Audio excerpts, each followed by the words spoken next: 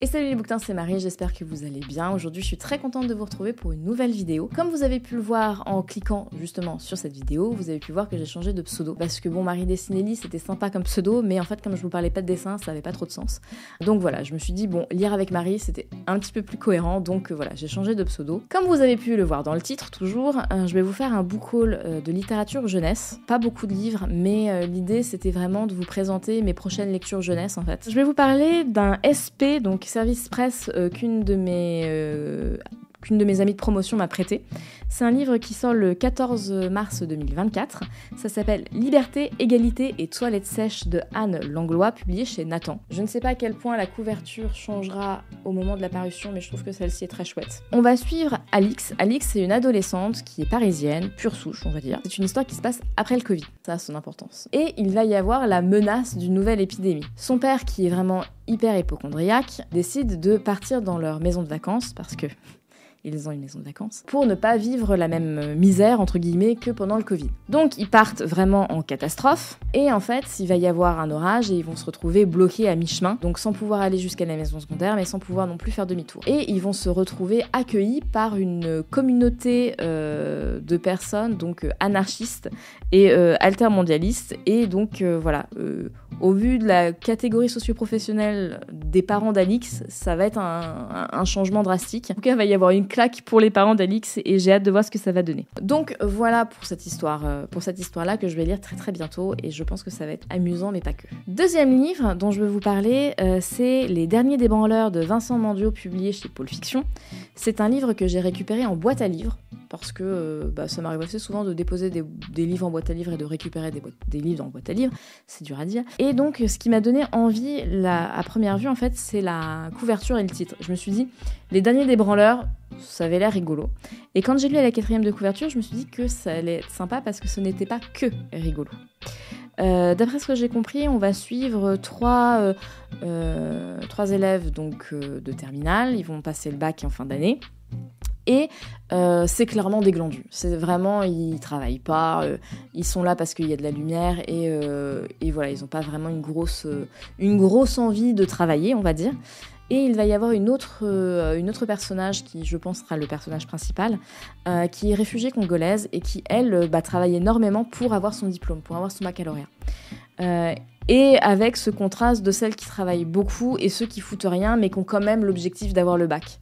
Donc je pense que ça va être amusant, mais pas que, et j'ai vraiment hâte de voir ce que ce livre nous propose. Troisième livre dont je veux vous parler, Elisabeth sous les toits, publié chez Little Urban. Donc c'est Vincent Cuvelier et Guillaume Bianco. Ce livre est magnifique. C'est un livre en couverture dure. Les autres, ils étaient souples, mais là, c'est une couverture dure. Alors, ce livre-là, il a une petite histoire parce qu'en fait, je l'ai acheté au salon du livre de Montreuil, donc on est en mars, donc chacun son rythme.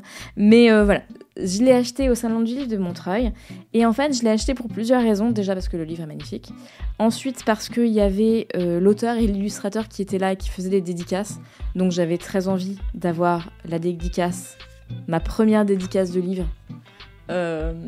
Sur un livre jeunesse, j'étais très très contente de pouvoir vivre ça. Alors j'espère que ça va me plaire, parce que c'est toujours un peu con d'avoir un livre dédicacé qui nous plaît pas. Mais voilà, j'espère que ça va me plaire. J'étais super contente d'avoir la dédicace. Et la petite histoire, en fait, c'est que donc je suis apprentie libraire. J'ai des périodes où je suis en entreprise et des périodes où je suis en cours. Et chaque semaine, quand je suis en cours, on reçoit un cours de rencontres professionnelles. Et donc on reçoit des professionnels du monde du livre. Et il y a une semaine, on a reçu, donc avant le salon du livre de Montreuil, on a reçu la maison d'édition Little Urban, donc celle du livre qui est là. Et l'équipe était vraiment super sympa. Ils nous ont fait passer le livre et en vrai, j'avais envie de le prendre. Donc, comme je sais me tenir, voilà, j'ai laissé le livre. Mais voilà, ils me donnaient très très envie. Ils nous en ont un petit peu parlé. Et voilà, le fait d'être au salon de Montreuil, c'était vraiment c'était le destin, quoi. Je pouvais pas lutter, quoi. Donc, l'histoire. Donc ça se passe en 1920. On suit Elisabeth qui est une orpheline et une orpheline bretonne, et elle se retrouve à arriver en fait sur la capitale pour essayer de comprendre ce qui est arrivé à ses parents, savoir si ses parents sont toujours en vie ou pas. Enfin voilà, elle veut avoir des réponses. Et donc elle arrive sur la capitale et elle arrive avec rien. Elle a pas d'argent, elle a rien du tout. Elle a juste son courage, tout plein de courage et une photo de ses parents. Et voilà, elle y va pour comprendre un petit peu les choses. Visiblement, ce livre va être fantastique dans le sens où il va y avoir extraordinaire, parce qu'il va y avoir des choses qui vont se passer. Elle va rencontrer des personnages qui sont pas forcément des humains. Et donc, on va la suivre sur une aventure qui n'est pas forcément ultra gaie, mais qui visiblement est pleine d'espoir. Et les illustrations à l'intérieur, je vous montrerai plus quand j'aurai lu le livre. Je vous ferai des inserts. Disons, je perds tout ce qui... Mais voilà, il y a des illustrations qui sont très chouettes. Les illustrations m'avaient vraiment fait de l'œil quand j'avais eu le cours de rencontre professionnelle. Et voilà, le fait d'avoir un livre très beau, avec un graphisme que j'aime beaucoup, illustré, j'avoue que ça rajoute vachement au livre. Donc voilà, hâte de lire ce livre-là aussi. Je pense qu'il m'émeut rien qu'à voir la couverture. Donc voilà, oui, je suis quelqu'un de sensible. Ensuite, je vais vous parler du livre Le Passeur de Loïs Lawrie. Ce livre-là, donc, je l'ai acheté dans la librairie dans laquelle je travaille, sous les recommandations de ma collègue. Si jamais tu passes par là, Nolwenn, coucou. D'après ce que j'ai compris, on va suivre un jeune garçon qui a 11 ans et qui vit dans une société liberticide où vraiment on n'a même pas le droit de choisir le prénom de ses enfants et son conjoint ou son métier ou même les vêtements qu'on porte le matin, quoi, ou le soir, enfin peu importe les vêtements qu'on choisit, quoi. Ça c'est juste pas possible. Donc c'est dans une société vraiment futuriste, ultra liberticide, et on va suivre l'histoire de ce petit garçon. Donc j'avoue que c'est un livre qui m'interroge beaucoup, sur lequel j'ai beaucoup d'attentes en fait, parce que déjà c'est un coup de cœur de ma collègue. Et que voilà, il y a des choses qu'on aime en commun, donc voilà, je pense que ça va être une super lecture, et je pense que ça va être un livre très très intéressant, parce que c'est un livre jeunesse qui aborde un sujet quand même hyper intéressant politiquement parlant. Donc j'ai hâte de voir comment est-ce qu'il a été présenté. Le dernier livre, et non des moindres, c'est un livre que j'ai depuis un moment dans ma bibliothèque et j'attendais le bon moment pour le lire. Donc c'est Ici et seulement ici de Christelle Dabos, j'en bafouille, donc l'autrice qui a écrit La Passe Miroir.